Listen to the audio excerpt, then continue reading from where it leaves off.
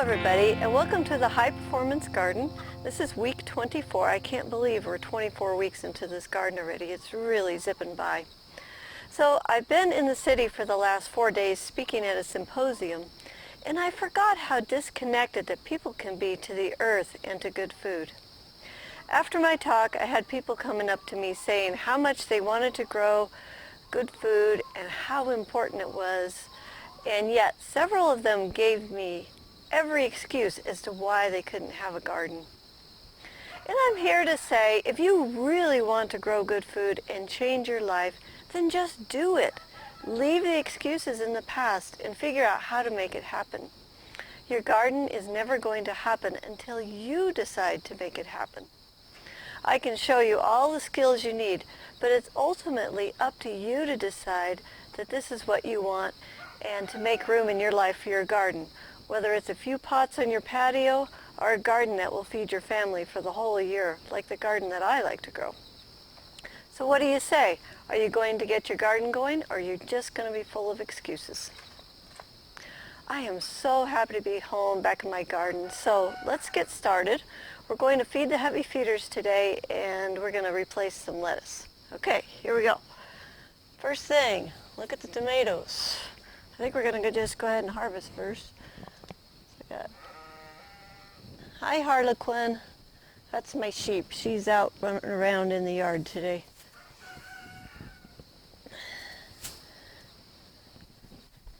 Oh man, we got lots of the little cherry tomatoes. Actually, I guess they're grape tomatoes. But then I think we decided they were jelly bean tomatoes, so whatever you want to call them. There are several of them. I am seeing a few roly-polies today, so I think we'll get the sluggo out again.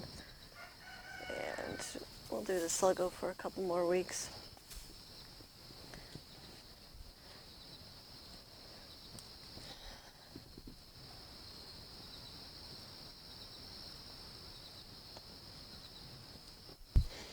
Okay, we got a really good tomato harvest today. There's probably about 3 pounds in there, so that's pretty exciting. Now let's take a look at the plants and see who needs trimmed and clipped and what have you.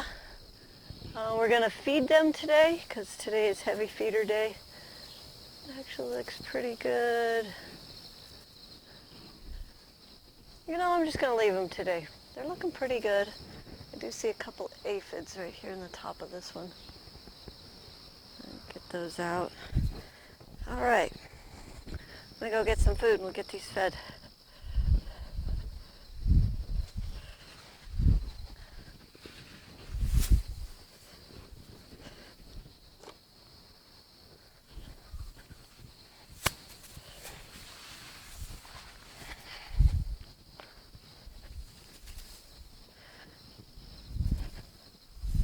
Okay, here we go. We need some happy frog, and by now the tomato roots are pretty much everywhere in this section and probably halfway under the turnips too. So we're going to just make sure we spread this around everywhere on this side. And I do see a couple weeds today. I think they came out of the grass clippings. It's a couple of dandelions. There's a little piece of grass right here. I saw one other. Oh, there's 2 dandelions in here. That probably came out of the grass clippings too. And a dandelion there. Okay, there we are. That's a big weed harvest for us today. Okay, compost. I just spread it around. I'll put a little bit on this flower right here too. I like the flowers in the garden.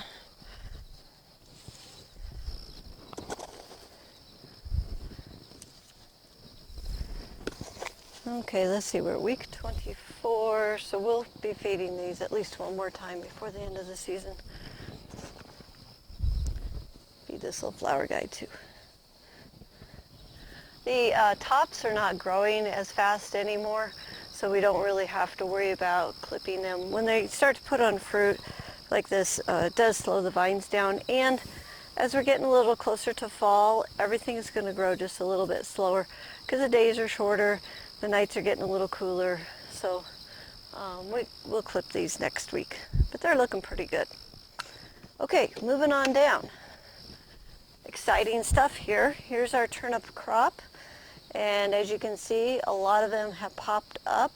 I'm not going to do anything here except maybe put some Sluggo out just to protect these guys from roly-polies, because they'll come and eat the little plants.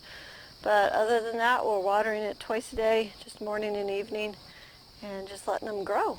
So turnips, very easy. Okay, next, cucumbers. Yes, yes, Harlequin, I hear you. We're going to start our harvest, but first I got to grab my scissors. Okay, when I went and got my scissors, I got my Sluggo Plus too. So I'm just going to sprinkle just a few of those around. And that's all it takes. Pretty nice. Okay, scissors, cucumbers, here we go. There's some nice big ones in here. So I went to the city, I took a bunch of cucumbers and we sliced them up, and as I was talking to people, I was letting them munch on cucumbers, and it was so much fun to see their reaction on their face. And one gal came up to me when we were doing our book signing, and she's like, I'm going to grow cucumbers just like you. And so she bought a book, and she's going to get started on her garden. And that's what it's about. That's why we share this stuff, because I could have said 1,000 words, which I probably did, but it was the taste of that cucumber that made her decide that this was now time in her life to start her garden. So be sharing this stuff, because you guys are growing this, you're growing fantastic food, and a lot of people have never tasted food like this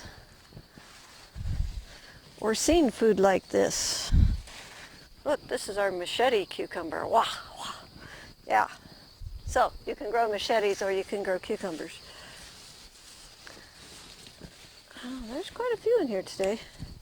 This is the way the cucumbers usually act this time of year.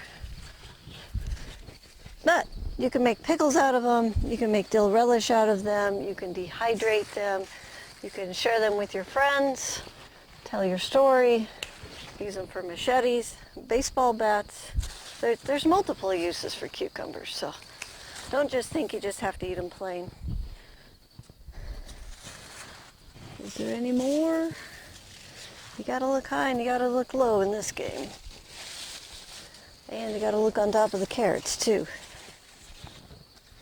Okay, I see a few little ones. There's a curly one. Come here, curly one. Now, as I'm in here, I'm looking for bugs, spider mites typically. I'm just not seeing any damage from them. There's probably a few here, but I don't see them. I think our little mite predators just took care of it.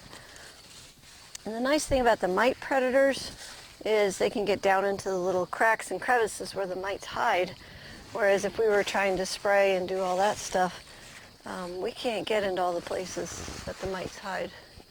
Okay, that looks pretty good. Now, these are heavy feeders. We want to keep them producing well. So I'll put them out some Happy Frog. And there again, kind of like the tomatoes, these roots are probably everywhere at this point. So we just got to get some of this stuff down to the soil level.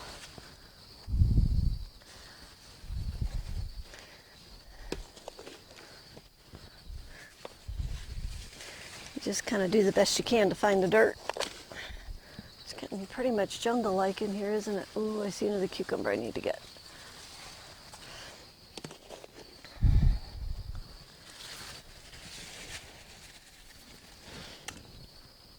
Where are you? There you are. Okay, there we go, one more. And let's put just another scoop of compost in there just for fun. It's a nice thing about compost, you don't really have to measure, just get some in there. Okay. So here's our cucumber harvest for the week. So I got to go find some more friends, and I might make some pickles this week. We'll see how the week goes. Okay, next, zucchinis. I have some Nice big ones again. I got this wonderful soup recipe. It's from Mel Jawan. It is on our website. It's called Silky Ginger Zucchini Soup, and oh my gosh, is it good. So basically what you do is you're going to chop these up. Let's see, it's garlic and onions and olive oil. Chop these up. You're going to cook all that down in some chicken stock, or you can use vegetable broth.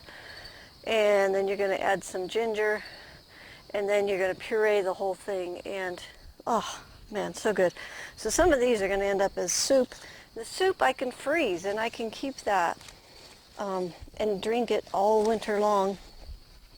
So if you got extra zucchinis and they're getting a little big, because I didn't pick midweek, I actually need to get out here and do that, but you know, I don't mind, because I'm going to be cooking these up. So anyhow, I'll put the soup recipe up there where you guys can access it easily, because if you're growing along with me, you're going to be having lots of zucchini right now too. But making the soup, make it in the summer, put it in the freezer just ready to eat, and then if you need a quick snack or a meal, you just grab your soup and you can just take it with you. So it's a great way to move the summer food into the winter. So this last week I was working on the flea beetles that were eating my choy, and I used Safer soap and pyrethrum. It's a Safer soap product. And then we also got some of the spinosad, which is in the Happy Jack product. I think it's called Bug Be Gone.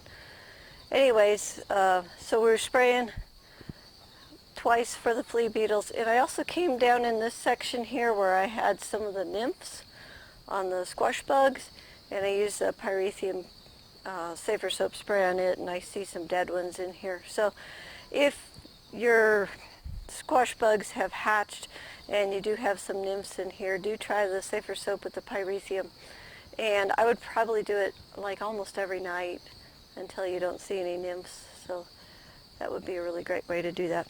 Okay, a few more zucchini here.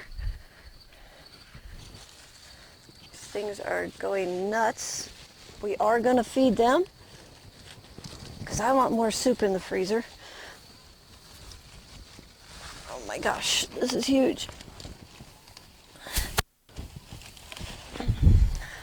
They're big, but the skin is still tender, so I know we're still in good shape. Okay, any more? Oh yeah, holy cow. We thought that one was big.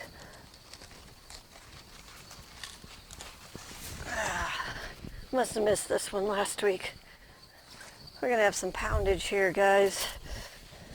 Okay, this one. That's what happens when you go to the city and don't come pick your garden. Okay, I think we are done with squash. Next we're going to move on to the broccoli. Oh, I got to feed them. Don't forget to feed them. They want to be fed. That one that terminated over there is still terminated.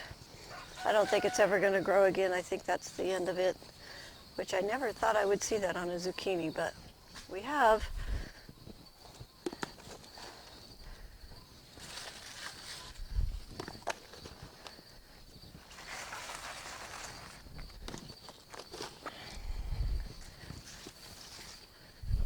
This is one of the keys to making this garden continue to make food. A lot of people, you know, they'll feed their garden just once in the beginning and then they don't feed it anymore. And that causes a big decline in their garden. But we want this stuff to roll solid all the way through to the end. So we got to keep feeding it. Okay, there, that should keep the zucchini going for another 4 weeks. Okay, broccoli's next. Okay, here we are in the broccoli, but we're on the opposite angle today, so you can actually see my big onions that I've been talking about. They're looking really good. Now, I could harvest these at any time. Typically what I do is I wait for this top to get soft and fall over, and that means that the onion is done growing, but we could eat them at any time. But I'm going to go ahead and let them keep going because I don't need any onions right now. But I do need broccoli. Yay, broccoli. So these little heads are just going to keep getting a little smaller and a little smaller all season long, but it'll put on more and more of them. You can replant your broccoli, if you want to, or you could plant some along, every 4 to 6 weeks, depending on how much broccoli you want. But I think it's just as easy just to pick the little heads and just keep one little patch going. And there's a lot on it today. This is awesome. We're going to feed the broccoli today too. Broccoli is it's a medium feeder, but I would like to keep it going really strong. So I'm going to go ahead and put some food out for it today. And really, technically, we're feeding the microbes. The microbes are feeding the broccoli. But when you have a food source in there, then the microbes are going to come in close and do their work. So we're definitely attracting good microbes.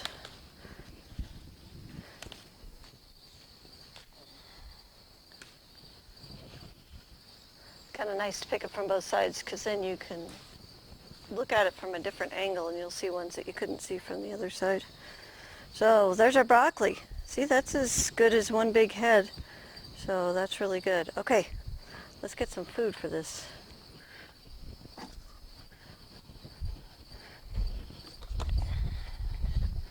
They don't really need a varied diet. Same thing all season. Happy frog and some compost.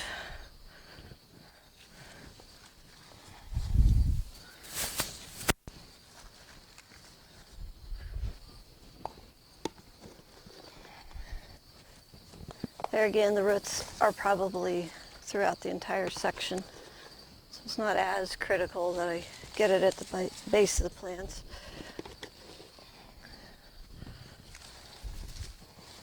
That's a very important feature to keep feeding. Let's put in one more just for fun. We're having lots of fun today. I'm so happy to be out of that city and back home. It's just amazing the difference. Okay. Broccoli's done, and let's see if we got any kale today. I bet we do. Oh yeah, got a little bit of kale. I had kale for breakfast. It was delicious. Okay, here's our kale that we got for this week. That's about a ½ pound. That's good. And next we're going to look at our choy. It's not quite ready to pick yet, probably next week. But what I want to show you is what the flea beetles do. So you can see all these little bitty holes in this leaf. But what I've noticed is the younger leaves, like this one here, does not have any holes in it. And we'll never be able to fix the leaves that have holes. We'll just have to eat those with the holes in them. But as I'm trying to get the flea beetles under control, what I'm looking for is the leaves that don't have holes, and to see if I'm getting that turned around. So we're doing the Happy Jack, Dead Be Gone with the spinosad in it once a week. And then I also am doing the Safer Soap with the pyrethrum. So they're kind of getting a double whammy. And it looks to me like we're getting the flea beetles slowed down. So choy is just going to sit for another week, and then I'm going to go around and pick some of my Swiss chard.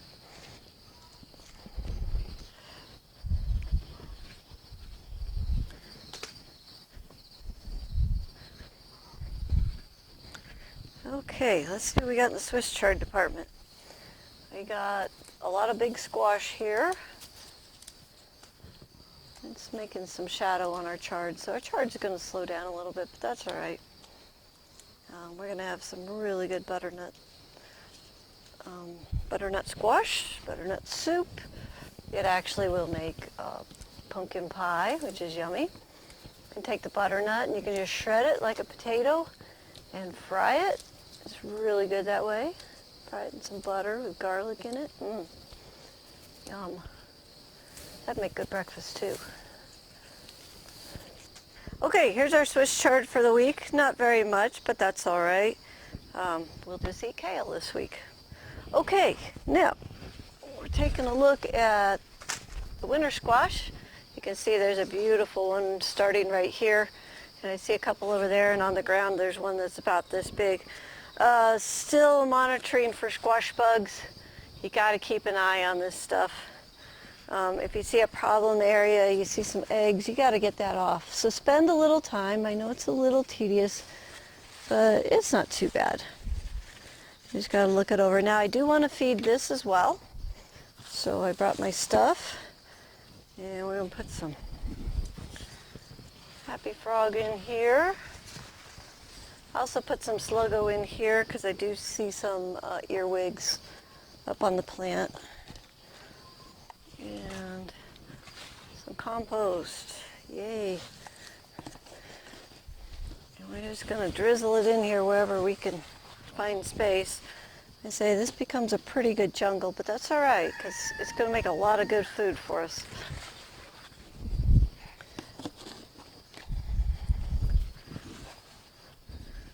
Okay, one more just for fun.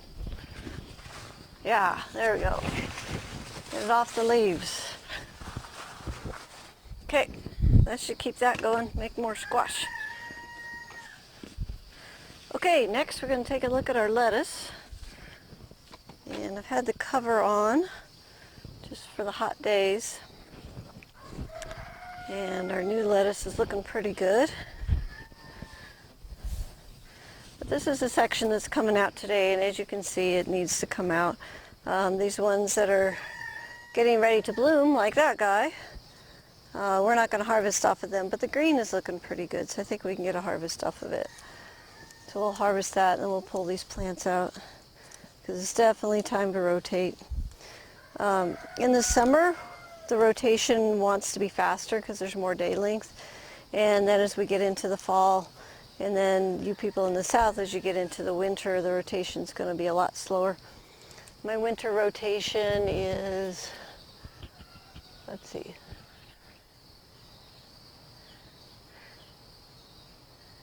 about 20 weeks, 24 weeks for my winter rotation, and my summer rotation is close to 9 weeks, and my fall rotations are about 12. You know, and that's before the plant actually bolts, so it does vary a little bit. But in the summer, we keep this on the 3-week rotation. It'll do just fine. It'll keep producing for us. Okay, here's our lettuce for the week. Not quite as heavy as it has been, but we are leaning a little towards fall. But this is plenty for us and a little bit to give away. It's about 1.25 pounds there. Okay, let's get started. We're going to pull out this section. Feed that to the chickens. You can put it in your compost pile. Then we'll get this replanted. So I want to talk a little bit about believability. It's one of the things I noticed at the symposium that I was at is I showed people what this garden could produce, 750 pounds of food and, values of over $2,000, $3,000 worth of food. And most of them just scratched their head and didn't think that they could do it. But you've been watching me for 24 weeks, and I don't think there's anything that I'm doing that you guys couldn't do. So what I have is a set of knowledge, some skills, and there's nothing here that's hard. There's nothing here that's not doable. A couple weeds there. So yeah, I think you guys are believers now, and we'll get those guys to believe as well. But it is doable to grow this, and you can do it. As long as you can lift a cinder block and do some reading, poke the buttons on your computer, there's nothing here that's hard. Look, I'm even sitting down and gardening. That's unheard of, isn't it?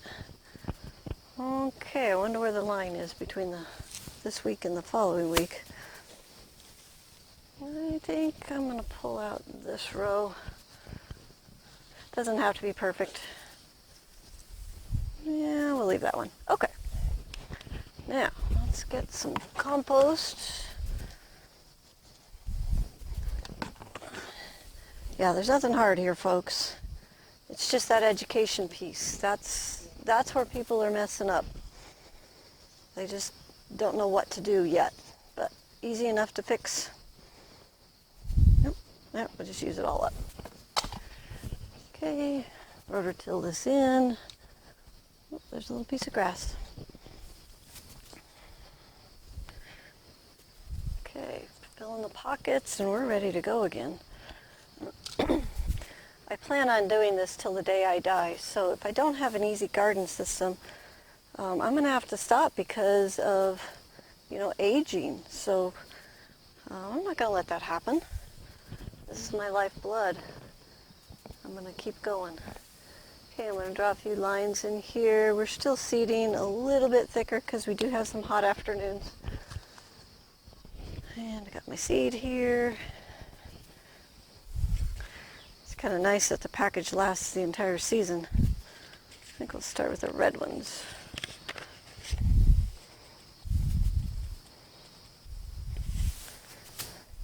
We have some red seeds to harvest today. That'll be fun. We can do that next after we plant. Okay, there's some red lettuce. And some arrowhead. And like I say, I'm still putting this in a little bit thick because we do have some hot afternoons. And some Tropicana. It's our beautiful green. I do see a couple roly-polies, so I'm going to put some sluggo in here. I did see a few aphids as I was harvesting, so I squished them. If the aphids are getting out of control for you, then go ahead and use that safer soap pyrethrum once a week for control, twice a week for elimination. So that's something you're going to want to do. Okay, that's my packet. So back to believability. There's nothing here that's hard. What are the things that we do? We water, we move a little dirt around, plant some seeds, harvest. We don't hardly weed, we mulch. So nothing here that's hard. We can do this. I think the distinction that makes gardening successful or not successful is your attention to details. Are you out here every day looking at your garden? Are you stopping problems before they start? Are you watering, being attentive to your garden? I notice that a lot of the stories that people fail in the garden is because they're not in their garden. So put your garden up close to the house, keep an eye on it, spend time in it, love your garden, just be in your garden and be present for your garden. And other than that, the rest of it is just skill set. You can just learn it and go. So we are planted. This batch is looking really good. Some sluggo in the garden. We must have thinned these last week because they don't look like they need it. I think I'm just going to leave that patch alone. One little weed, two little weeds, get those out. Okay, the garden is done. I'll get this watered when I water the whole garden. So let's go take a look at the harvest. Oh no, we got more fun things to do. Oh, I brought this little container out. I could not find a paper sack anywhere. So it's time to now start harvesting these. So just like dandelions, we are going to look for the puffy white seed pods. And I'm going to go ahead and just pick off the entire seed pod. Maybe I'm going to use my scissors. Okay, I'm going to cut off the entire seed pod and just drop it into my bucket.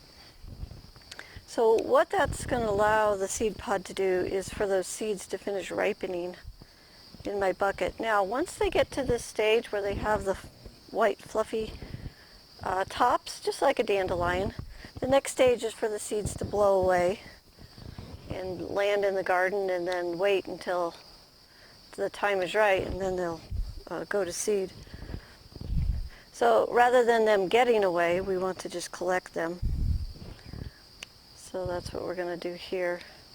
Now the other thing I could do is wait for more of them to bloom and then just take off the whole top, which we might do a little bit later. But I want to catch these early ones because I want as many seed as possible. So we're just going to spend a few minutes and get some seed. Okay, here's the seeds that we got today. I did break off a couple stems, so I threw them in there. So the way I want to store these is I want to keep them out of the direct sun. I want to keep them cool. I want them to continue to dry down, so I do not want to put a lid on this container. I'll take this in the house where it can continue to dry. And then next week we will just get some more and we'll see how they do. We will clean these seeds later after everything's dry. I'll show you how to clean them and get them packaged and ready for next year. Okay, the only thing left in the garden is the carrots. I harvested some last week.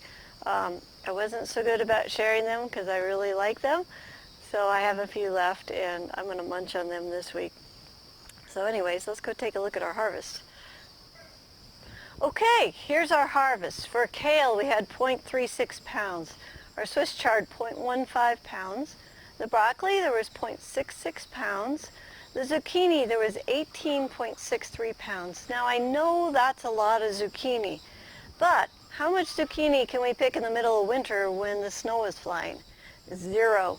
So part of your job in this garden is to take some of the food from the summer and save it for the winter. So go get my squash soup recipe, and if you have extra zucchini, now's the time to make that soup and get it in the freezer. So spread your harvest out throughout the year by preserving it, freezing, canning, or dehydrating, or putting it in the root cellar. Those are the 4 main choices that we typically use. Back to our harvest. Lettuce, 1.1 pounds. Cucumbers, there was 10.65 pounds. So there again, if you can't eat all those cucumbers in a week, get some preserved. Really, really good dehydrated. Cut them thin slices, soak them in some salt water, throw them on the dehydrator. Tomatoes, 5.63 pounds. So our total today was $104.56. And our year-to-date total is $1,949.11. So we only have 9 more harvests to go. So we'll see if I can get another $1,000 out of this garden. It's going to be close. So you guys will have to stay tuned to see if I can reach my goal. So the garden gives us so much more than just good food. The 24th gift that my garden gives me is resolve. I have been gardening for 30 years, growing my food and my family, and I know that this is the food that is best for me and my family. When I go to the city and see the disconnect, this gives me the resolve to keep gardening and doing what I feel is right for me and my family. So if you are feeling disconnected, get the resolve to start your garden. Give up any excuses and get your garden started. The best way to start your garden is education first, then get your hands dirty. I heard a lot of "I tried it and failed" gardening stories this week. So the education, you got to get that first. You got to learn how to do this stuff and then go do it.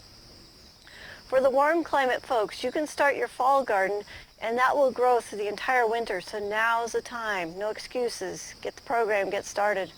For the cooler climate gardeners, you can prepare your area that your garden will go into. Figure out what you want to grow and get the beds in so that you're ready to go in the spring. So you got work to do too. You can start with a high-performance garden book. We now have it in print form for those of you who want a book in your hands instead of reading a screen. And we have the ebook and the print book at only $14.95 right now. And this is a very small investment to get your garden started. So click on the link below the video and get your book today. So if you want to see what you can grow in your area today, go to the What I Can Plant Today chart on this website and see what you can plant in your area right now. You're going to be surprised what you can actually grow right now.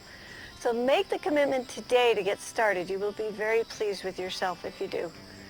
So if you'd like to see this garden in person, I invite you to come and visit. We are open for tours Thursday through Sunday from 1 to 6 in the evening, and that's May through October. So if you need some details, go to thelivingfarm.org. So until next time, may your garden be easy, fun, productive, and always organic.